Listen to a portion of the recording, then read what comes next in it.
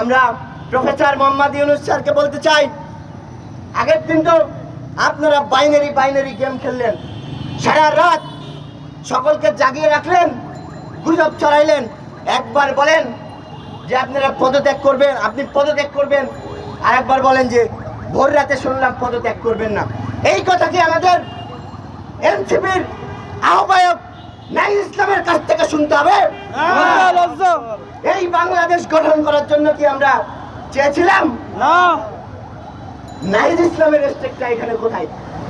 তাকে কেন প্রধান উপদেষ্টাকে বলতে হবে যে প্রধান উপদেষ্টা তিনি পদত্যাগ করছেন, আর সেটা নাঈম ইসলামের মাধ্যমে ভায়া হয়ে এই বাংলাদেশের মানুষের কাছে প্রচার হবে? এটা কোন ধরনের তামাশা করা হচ্ছে? এলএমই সার্টিফাইড বিশ্ব সেরা কপারে তৈরি ওয়ালটন কেবলস, যা আপনার স্থাপনাকে রাখবে সব সময় নিরাপদ। প্রধান উপদেষ্টা অধ্যাপক ইউনূস স্যারকে বলবো,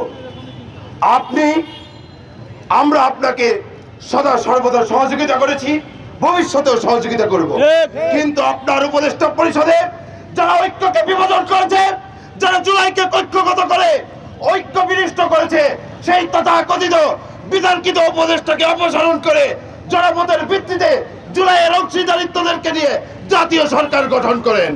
আমরা আপনাকে সদা সর্বদা আমরা সহযোগিতা করব। পরিশেষে একটি কথা বলতে চাই, 2018 সাল থেকে আমরা যেই বীজ বপন করেছিলাম, 2024 সালে তার গণঅভ্যুত্থানের রূপ নিয়েছে। সেই সংগ্রামে আমি চ্যালেঞ্জ করে বলছি, বাংলাদেশের প্রতিটি প্রান্তে ছাত্রাধিকার পরিষদের নেতৃবৃন্দরাই সামনে থেকে নেতৃত্ব দিয়েছে। তাই আগামী দেশ বিনির্মাণে দেশের প্রত্যেকটি অঞ্চলে ছাত্রাধিকার পরিষদের নেতাকর্মীরাই অতন্ত্র প্রহরীর ভূমিকায় অবতীর্ণ হবে। এই আশা ব্যক্ত করে আজকের এই সমাবেশ থেকে বক্তব্য। বিচার চাই, সাম্যতার বিচার চাই, এই মুহূর্তে দরকার জাতীয় সরকার। ইতিমধ্যেই দুই একটা কথা শুরুতেই বলতে চাই, সেটা হচ্ছে পিপিলিকার পাখা গজে মরিবার তরে। আমরা একটা ফ্যাসিবাদ বিরোধী বাংলাদেশ, একটা দুর্নীতিমুক্ত বাংলাদেশ, যে বাংলাদেশে থাকবে না কোনো হানাহানি, থাকবে না কোনো রাহাজানি, থাকবে না কোনো গুন্ডামি, মাস্তামি, চগলখড়ি। এরকম একটা বাংলাদেশ বিনির্মাণ করার জন্য 2018 সালের কোটা সংস্কার আন্দোলনের মাধ্যমে এই ছাত্র অধিকার পরিষদের স্বল্প সংখ্যক নেতৃবৃন্দরা আমরা গুটি গুটি পায়ে পায়ে হাঁটি হাঁটি করে আজকের এই 24-এর অভ্যুত্থান ঘটিয়েছি। এই 24-এর অভ্যুত্থান ঘটিয়েছি শুধুমাত্র একটা সুন্দর বাংলাদেশ বিনির্মাণ করার জন্য। এই 24-এর অভ্যুত্থান আমরা এই 24-এর অভ্যুত্থান আমরা ঘটাই নাই, যে কারণে যে সাম্যকে ওই ক্যাম্পাসের ভিতরে ছুরিকাঘাত করে তাকে নিহত করা হবে।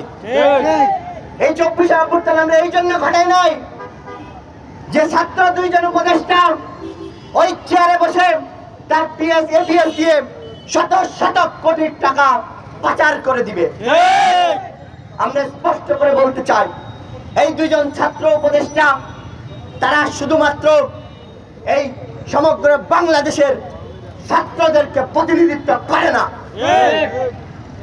ছাত্র অধিকার পরিষদের হাজারো নেতা কর্মী রয়েছে যারা 24-এর অভ্যুত্থানের সময় ওই বন্দুকের নলের ডগার সামনে দাঁড়িয়ে শেখ হাসিনার রক্তচক্ষুকে উপেক্ষা করে তারা এই 24-এর অভ্যুত্থান ঘটিয়েছিল।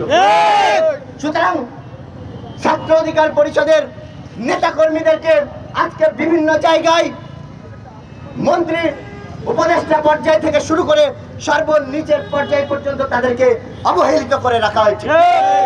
তাদেরকে কোথাও স্টেক দেওয়া হচ্ছে না, স্টেক আজকে তাদেরকে দেওয়া হচ্ছে যারা এই কিংস পার্টির সাথে যুক্ত আছে।